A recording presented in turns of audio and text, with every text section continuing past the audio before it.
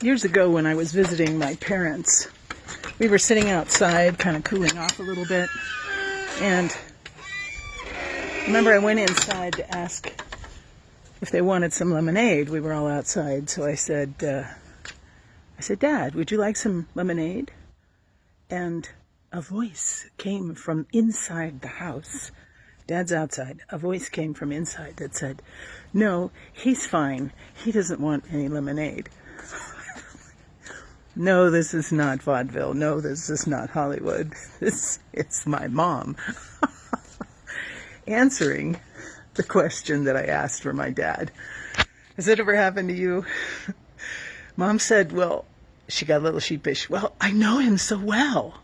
It's like, that was very funny. Thousands of years ago, there is a shepherd who has a heavy heart, who's going to take his flock to a place where they can graze and he can gain some perspective.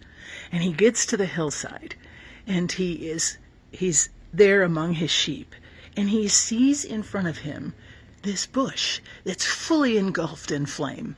Not just like delicately burning here and there, but fully engulfed. Black smoke pouring off the top of it. And he approaches the bush and he says, what the heck, to himself? What's going on here? Looks around, that's the only bush that's burning. And he gets a little nearer, and a voice comes forth from the bush and says, take off your shoes. You're on holy ground. And he takes off his shoes and moves closer and says, who are you? And the voice answers, I am who am. And Moses knows immediately who is speaking to him. The voice of the divine, the voice that cannot be defined by humanity. We who attempt to encapsulate God and try to express and define what God is like, speaks now directly to Moses and gives him the name that no other name would describe. I am. I am 1,000 years ago. I am today.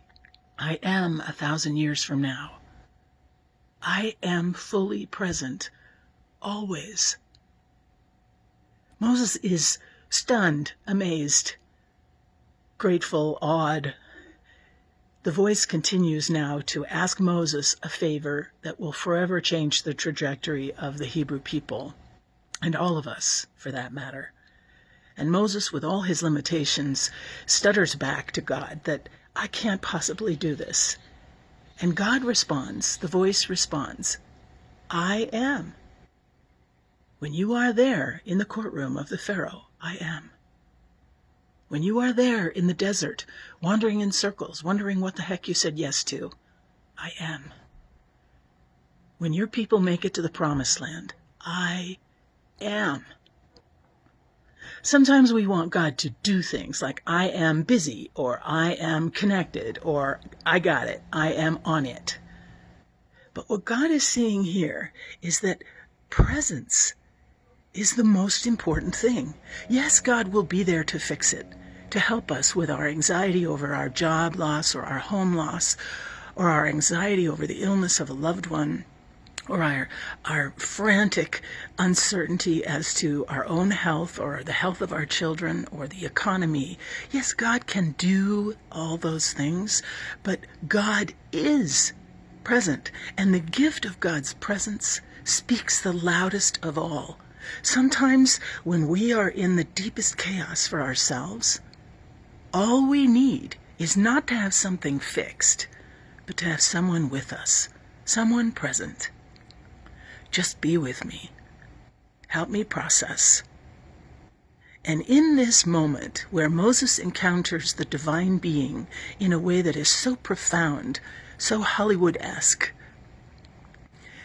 it is established once and for all that God's presence with us, with you, is the most important thing God wants to communicate. I am. And if we take a moment and we really pay attention, we know that our own identity is filled with the divine. We are filled with aspects of the divine nature. And there is a greeting in Sanskrit that I think is so beautiful, the word namaste. When you greet someone, meet someone, you bow your head and you place your hands together as in prayer. And namaste means, I honor the divine in you. I recognize the divine in you, and I am present to that divine. My eyes are open to it. And the greeting is returned, namaste. I honor the divine in you. I recognize the divine in you. That presence that speaks so much louder than actions. Today, let's spend a little time reflecting on that. We have the presence of God with us at all times. Even when we feel like God isn't doing anything, I am, says God.